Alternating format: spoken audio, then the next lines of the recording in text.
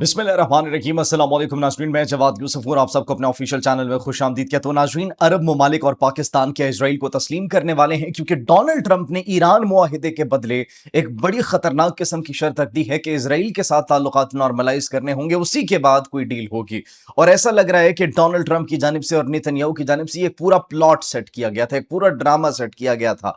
मुज़ाकरात मुज़ाकरात कुछ नहीं, बस सिर्फ और सिर्फ ईरान के साथ जंग करना चाहते थे और उस जंग को रोकने के लिए फिर अरब ममालिक के ऊपर दबाव डालना, क्योंकि अरब ममालिक जिनको वो अपना इत्तेहादी कहते थे, अब वो अगर इसराइल को तस्लीम करेंगे तो फिर उनको जो है वो फायदा पहुंचेगा, अदरवाइज वो इस जंग की वजह से इफेक्ट होंगे। और अमेरिका उनसे भी अब पीछे हट चुका है और ऐसी इतलात मौसूल हो रही हैं कि जब तक इसराइल के साथ ताल्लुकात नॉर्मलाइज नहीं किए जाते तब तक यह मुआहिदा नहीं किया जाएगा।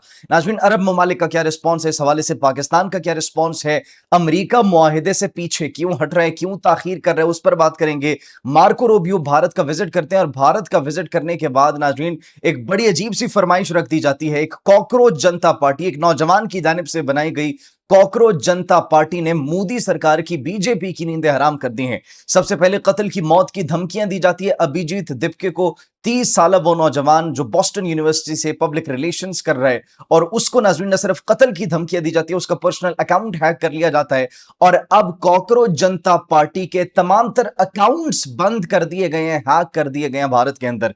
इतना खौफ और इतना डर पैदा हो चुका है मोदी सरकार में, आखिर क्यों, उसकी वजूहात भी नाज़रीन आपके साथ डिस्कस करेंगे। ऑन दी अदर हैंड, रात की तारीकी में इसराइल ने एक हमला करने की कोशिश की, लेकिन उस हमले को ईरान की जानिब से नाकाम बना दिया गया। एक जानिब मुज़ाकरात की बात की जा रही है, जंगबंदी है, लेकिन जंगबंदी की खिलाफ वर्जी देखी गई और एक ड्रोन भेजा गया, ड्रोन से हमला करने की कोशिश की गई, लेकिन उस ड्रोन को मार गिराया गया। ऑन दी अदर हैंड, लबनानी मज़ाहिमती तंजीम की जानिब से फिर जवाब दिया गया और लबनानी मज़ाहिमती तंजीम ने नाज़रीन एक खुफिया बेस को निशाना बनाया। कहां पर यह खुफिया बेस मौजूद थी जिसको तबाह कर दिया गया उनकी जानिब से, वो भी डिटेल्स आपके साथ शेयर करेंगे। On the other hand, white house की जानिब से बयानात सामने आ रहे हैं मुआहिदे के हवाले से कि मुआहिदा होगा या फिर नहीं होगा और कब तक होगा, उसकी डेडलाइन के हवाले से नाज़रीन कुछ अहम इंफॉर्मेशन है, वो भी आपके साथ शेयर करेंगे। इसके साथ साथ पाकिस्तान और चीन में एक बड़ा जबरदस्त मुआहिदा हो चुका है और पाकिस्तानी अवाम के लिए एक्चुअली एक बहुत बड़ी खुशखबरी है। जिस तरह हमने आपको बताया था कि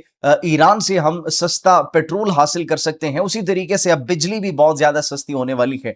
ये बात हम क्यों कर रहे हैं आगे चलकर आपको बताएंगे। ऑन द अदर हैंड, जब भी पाकिस्तान सालसी का किरदार अदा कर रहा हो, जब भी पाकिस्तान तरक्की की राह पर गामजन हो रहा हो, जब भी पाकिस्तान के अंदर कोई डेवलपमेंट हो रही हो, स्पोर्ट्स हो रहा हो, तो नाज़रीन हमेशा से कुछ प्रॉक्सीज एक्टिव हो जाती हैं और इसी तरीके से हमारी ईद को लहू लहान करने की कोशिश की गई कुछ प्रॉक्सीज की जानिब से, वो भी डिटेल्स नाज़रीन आपके साथ शेयर करेंगे। सबसे पहले नाज़रीन बड़ी अहम इंफॉर्मेशन मौसूल है, वो आपके साथ कहते हैं कि ये जो पीस एग्रीमेंट की बात की जा रही है, ये जो कहा जा रहा है कि एक मुआहिदा होगा ईरान के साथ और मुत्तफ़िक़ा तौर पर दोनों फरीक़ैन कुछ नुकात के ऊपर मुत्तफ़िक़ा तौर पर जो है उन्होंने एतमाद का इजहार किया कि हम इस मुआहिदे को मानेंगे, तस्लीम करेंगे, लेकिन एक शर्त अब रखी गई है। हम जो कह रहे थे कि नुकात मान लिए गए अमेरिका की जानिब से, नहीं, वो नुकात मानने के साथ साथ एक शर्त रखी गई है और वो शर्त ये रखी गई है कि पीस एग्रीमेंट साइन होगा इसराइल के साथ अगर ईरान के साथ डील होती है।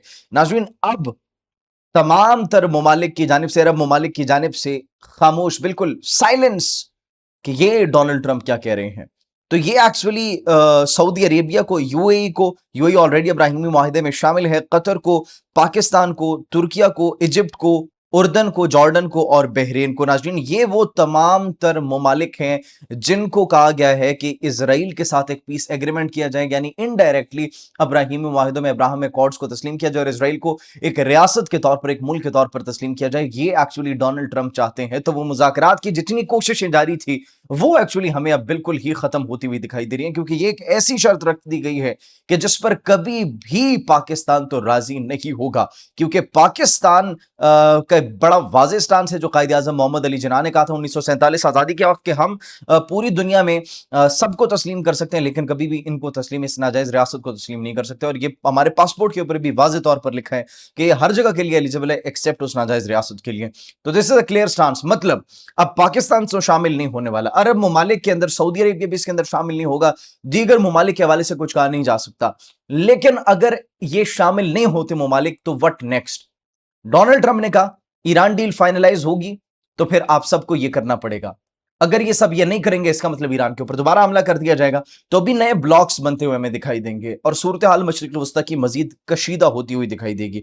ऑन दी अदर हैंड नाजरीन, जो रात की तारीकी में उन्होंने हमला करने की कोशिश की वो भी आपको बताते चलें, लेकिन उससे पहले व्हाइट हाउस के तर्जुमान का बयान जरा सुन ले। व्हाइट हाउस के तर्जुमान ये कह रहे हैं कि ईरान के साथ जंग खत्म करने का मुआहिदा वो फौरी तौर पर होने का इम्कान नहीं है। डोनाल्ड ट्रंप नाज़रीन अभी ताखीर कर रहे हैं, डिले कर रहे हैं, और ये उनकी स्टेटमेंट से जो है वो सामने वाजे तौर पर दिखाई दे रहा है कि डोनाल्ड ट्रंप पीछे हट रहे हैं। मतलब नेतन्याहू की जानिब से कुछ ना कुछ कहा गया होगा, जाहिर सी बात है, क्योंकि उनके ऊपर ट्रायल्स चल रहे हैं, केसेस चल रहे हैं, मुद्दत खत्म होने वाली है, कबल वक्त इंतखाबात होने वाले हैं, और on the other hand party उनकी जो असम्बली है वो तहलील होने वाली है। तो जंग उनके मफादात में, और ऐसी शर्त रख दी गई जो कि अरब ममालिक और पाकिस्तान नहीं मानेगा, और उससे जंग मजीद प्रोलॉन्ग होगी, और जंग अगर प्रोलॉन्ग होगी तो उसका फायदा नेतन्याहू को होगा। तो ये सारे यहूद वनूद एक ही है। There is no doubt in it कि ये अलग अलग जो है वो स्टांस, अलग अलग ओपिनियन रखते हैं, इन सब का मकसद एक ही है, और वो है मुसलमानों के खिलाफ। ये सब मुसलमानों के खिलाफ है। तो actually this was their plan कि किस तरीके से ईरान के साथ जंग खत्म करनी है, और उस जंग के बदले किस तरीके से अरब ममालिक के सामने और पाकिस्तान के सामने शर्त रखनी है कि इसराइल के साथ ताल्लुकात नॉर्मलाइज करो। खैर नाज़रीन, हम तो कभी भी ये नहीं करेंगे, क्योंकि ये पाकिस्तानी अवाम भी कभी भी नहीं चाहेगी, पाकिस्तानी लीडरशिप भी कभी भी नहीं चाहेगी, क्योंकि अगर ऐसा हुआ तो उसके बाद रिस्पॉन्स पाकिस्तानी अवाम का जो है वो बड़ा हार्ड रिस्पॉन्स सामने आ सकता है। इसके साथ साथ नाज़रीन, अगर देखा जाए, अभी लबनानी मज़ाहिमती तंजीम की जानिब से कुछ रिस्पॉन्सेज दिए गए। उस किस चीज़ का रिस्पॉन्स दिया गया रात की तारीकी में, जो ईरान के ऊपर एक हमला करने की कोशिश की नाज़रीन। एक ड्रोन भेजा गया था, इजरायली ड्रोन, ईरान के सूबे हरमज़गान में, और ये ड्रोन एक्चुअली ईरानी अफवाज ने मार गिराया है। इजरायली साख्ता आर्बिटर ड्रोन था ये, और ये फिर इसका मलबा भी तलाश किया गया, और उसके बाद फिर जवाब दिया गया लबनानी मज़ाहिमती तंजीम की जानिब से, और उन्होंने एक खुफिया इजरायली बेस को निशाना बनाया, और वहाँ पर जितने भी लोग मौजूद थे उनको जहन्नुम वासिल करने की, इजरायली फौजियों को जहन्नुम वासिल करने की इतलात मौसूल हो रही है। तो एक जानिब छुप छुप के वो भी हमले कर रहे हैं, और उसकी जानिब से ईरान की जानिब से, ईरान की प्रॉक्सीज की जानिब से भी हमले किए जा रहे हैं। ये सिर्फ एक पैगाम देने के लिए कि हम भी एक्टिव हैं, हमें जगाने की दोबारा कोशिश ना की जाए। हम, क्योंकि अगर एक मरतबा मैदान जंग में उतर है तो उसके बाद फिर हमें कोई पीछे नहीं हटा सकता, फिर या तो वो रहेंगे या तो हम रहेंगे। That is a clear message.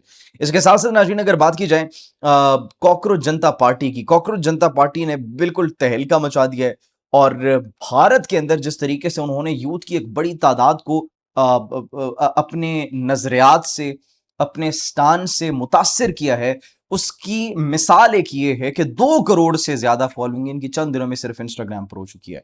2 crore से ज्यादा इंस्टाग्राम पे ऊपर, लाखों की तादाद में एक्स के ऊपर, लाखों करोड़ों की तादाद में फेसबुक के ऊपर।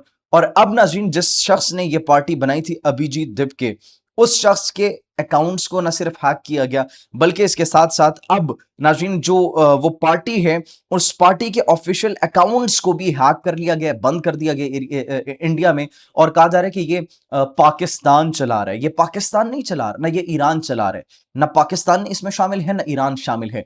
अभिजीत दिपके, कॉकरोच जनता पार्टी के जो फाउंडर है, उन्होंने स्टैट्स दिखाए अपने इंस्टाग्राम के, and more than 94% were from India. भारतीय अवाम खुद मोदी को नहीं देखना चाहती, मोदी से तंग हो चुकी है, मोदी की पॉलिसी से तंग हो चुकी है। ये फ्रस्ट्रेशन है यूथ की, समझे इस बात को। पाकिस्तान का कोई लेना देना नहीं है। 94% इंडिया के अंदर लोग मौजूद है जो कॉकरोच जनता पार्टी को सपोर्ट कर रहे हैं। तो ये एक्चुअली अब जाहिर सी बात है, जब आवाज उठेगी, और मोदी को तो डर होगा कि ये नौजवान मेरे खिलाफ आ रहे हैं, तो उनको दबाने के लिए सबसे पहले नाज़रीन अभिजीत दिपके को धमकियां दी गई, जान से मारने की धमकियां दी गई। न सिर्फ जान से मारने की धमकियां दी गई, उनके अकाउंट्स में मुकम्मल तौर पर जो है वो बंद कर दिए गए हैं, जितने भी उनके सोशल मीडिया अकाउंट्स है। और अब नाज़रीन ये कहा जा रहा है, जो भारत के फॉरेन मिनिस्टर है जयशंकर, उनकी जानिब से इतलात भी मौसूल हो रही है, कहा गया है मार्को रूबियो को, कि मार्को रूबियो और ट्रंप को, कि जो कॉकरोच जनता पार्टी के जितने भी हैंडलर्स उधर बैठे हुए हैं, ये ईरान और पाकिस्तान की प्रॉक्सी है, तो इनको हमारे हवाले किया जाए। ठीक है, आपके हवाले किया जाए। आपसे उनकी पॉपुलैरिटी बर्दाश्त नहीं हो रही, उनकी कामयाबी देखी नहीं जा रही, सिस्टम के खिलाफ जो वो आवाज उठा रहे हैं, हक के लिए जो आवाज उठा रहे हैं, वो आपसे देखी नहीं जा रही। इसीलिए लास्ट ऑप्शन क्या बचता है आपके पास, कि उनको उठा लिया जाए, उनको दबा लिया जाए, और उनको जेल की सलाखों के पीछे धकेल दिया जाए, डाल दिया जाए या फिर उनको टॉर्चर किया जाए, because this is the last option they have. सिर्फ ये नहीं नाज़रीन, बल्कि इसके साथ साथ अगर हमने आपको खुशखबरी का बताया कि पाकिस्तान अवाम के लिए खुशखबरी है, वो ये है कि चीन और पाकिस्तान के दरमियान $7 अरब से ज़ायद मालियत के मुआहदे हो चुके हैं। बिजली सस्ती होने वाली है, पेट्रोलियम की कीमतें जो है वो पहले ही हमने आपको बताया कि सस्ती होगी आलमी मंडी में भी, और पाकिस्तान के लिए भी बहुत जल्दी खुशखबरी आने वाली है। ईरान के ऊपर से अगर सैंक्शंस हट गई, लेकिन फिलहाल ये जो प्लान हमने आपको बताया उस प्लान के होते हुए ऐसा पॉसिबल नहीं लग रहा। जब भी पाकिस्तान ऐसे काम करता है, पाकिस्तान तरक्की की राह पर गामजन होने की कोशिश करता है नाज़रीन, तो हमेशा प्रॉक्सीज एक्टिव हो जाती है और चमन फाटक पर निहत्ते खानदानों, खातन और बच्चों को जो शहीद किया गया, उसकी हम न सिर्फ मजम्मत करते हैं बल्कि एक वाज़ेह पैगाम देते हैं कि जब तक इन फितनों को ख़त्म नहीं कर दिया जाता, इनका कला कमा नहीं कर दिया जाता, तब तक हम चैन से नहीं बैठेंगे, ना हमारी सिक्योरिटी फोर्सेस चैन से बैठेंगी। जैसे मजीद डेवलपमेंट आती है नाज़रीन, मुज़ाकरात के हवाले से आपकी खिदमत में हाज़िर होंगे। तब तक के लिए मुझे इजाज़त दीजिए। अपना बहुत ख्याल रखिए। अल्लाह निगहबान।